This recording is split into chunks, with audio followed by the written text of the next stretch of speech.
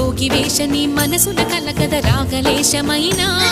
హే మహేశని భయద పదాహతి దైత్య శోషణము జరుపంగా భోగి భూష భువనాళిని నిలుపవ అభయ ముద్రలోనా